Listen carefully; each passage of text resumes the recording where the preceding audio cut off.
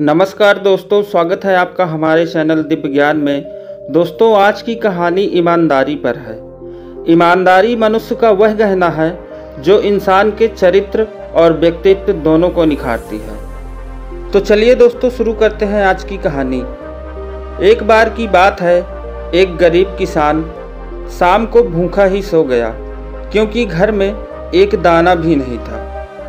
रात को बरसात भी शुरू हो गई। किसान भूखा ही अपने कमरे में सो रहा था। रात के करीब 11 बजे किसी ने दरवाज़ा खटखटाया। किसान ने दरवाज़ा खोला तो एक भीगा हुआ हट्टा कट्टा नौजवान सामने खड़ा था। उस नौजवान आदमी ने किसान से प्रार्थना की कि रात को वह उसे अपने घर में पनाह दे दे क्योंकि बाहर बरसात बहुत ज़्यादा हो रही थी। किसान ने उस अनजान आदमी को अपने घर के अंदर बुला लिया। घर के अंदर आते ही उस नौजवान आदमी ने कहा, मुझे बहुत ज़्यादा भूख लगी है, क्या मुझे कुछ खाने को मिल सकता है? अब किसान बहुत दुविधा में पड़ गया क्योंकि उस रात को वह खुद भूखा था और घर में एक दाना भी नहीं था। किसान ने सोचा, अगर इसको कुछ खिलाया नहीं तो यह घर आए मेहमान का अपमान होगा। तब किसान ने कहा, आप घर पर रुको, मैं अभी आता हूँ। किसान घर से बाहर निकल गया। बाहर बहुत तेज बरसात हो रही थी। किसान ने अपने घर के पास एक दुकान का ताला तोड़ा और वहां से 1 किलो चावल चुरा लिए। घर आकर किसान ने चावल बनाए और उस अनजान व्यक्ति को खिला दिया।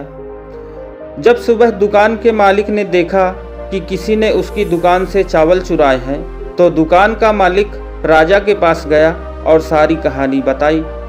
राजा ने गांव के सभी लोगों को अपनी सभा में बुलाया और बोला, सच सच बताओ, चोरी किसने की है? गरीब किसान ने भरी सभा में हाथ उठाकर कहा कि राजा जी, यह चोरी मैंने की है, और रात वाली सारी घटना बता दी।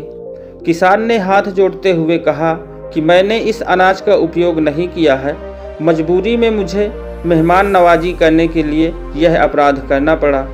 आप चाहे मुझे जो भी सजा दें, मुझे मंजूर है।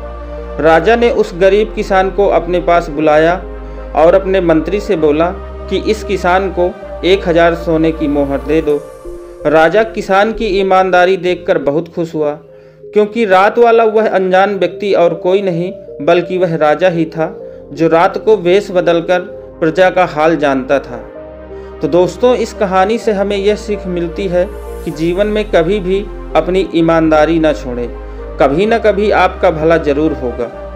दोस्तों, अगर आपको यह कहानी पसंद आई हो तो इसे लाइक करें, शेयर करें और चैनल को जरूर सब्सक्राइब करें।